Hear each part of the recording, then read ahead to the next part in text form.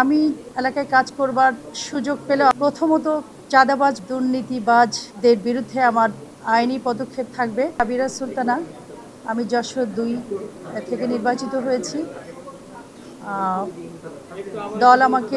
দল আমাকে নির্বাচিত করেছেন, মনোনীত করেছেন।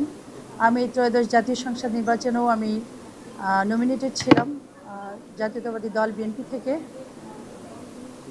দুর্ভাগ্যজনক ভাবে হলেও অল্প ভোটের ব্যবধানে আমি আসলে পরাজিত হয়েছি।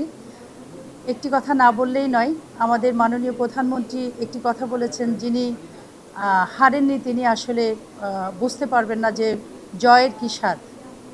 যাই হোক, উনি বারবার আমাকে মূল্যায়ন করেছেন, দলের জন্য কাজ করবার একটি নতুন গতি এবং নতুন করে সূচনা করে দিয়েছেন কাজ করবার।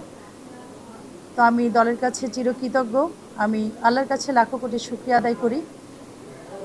আমি এলাকায় কাজ করবার সুযোগ পেলে অবশ্যই প্রথমত চাঁদাবাজ মুক্ত একটি সমাজ করতে চাই।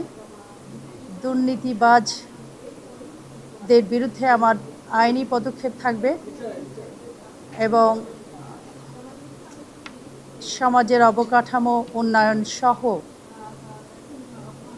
মাদক মুক্ত একটি সমাজ গড়ব, এটি আমার ইচ্ছা আছে। সেখানে জিরো টলারেন্স থাকবে আমার পক্ষ থেকে। নারীদের নিয়ে কাজ করার খুবই ইচ্ছা আছে, যেহেতু আপনারা জানেন যে বাংলাদেশের টোটাল যে ভোট আছে সে ভোটের অর্ধেকের বেশি নারী ভোটার, তাদের নিয়ে কাজ করবার ইচ্ছা আছে। আপনারা জানেন যে আমি 2014 সালে উপজেলা চেয়ারম্যান নির্বাচিত হয়েছিলাম, তখন আমি নারীদের নিয়ে অনেক কাজ করেছি। এবার আরেকটি বড় প্ল্যাটফর্মে কাজ করবার সুযোগ করে দিয়েছেন আমার দল।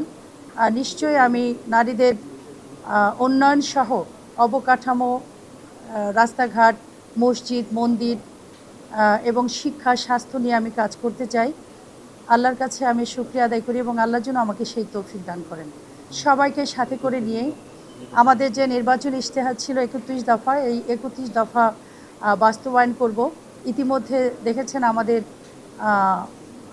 বিএনপি সরকার, মাননীয় প্রধানমন্ত্রী, উনি যে আমাদের যে ৩১ দফা ইশতেহার ছিল সেটি পর্যায়ক্রমে আস্তে আস্তে বাস্তবায়ন করা শুরু করে দিয়েছেন।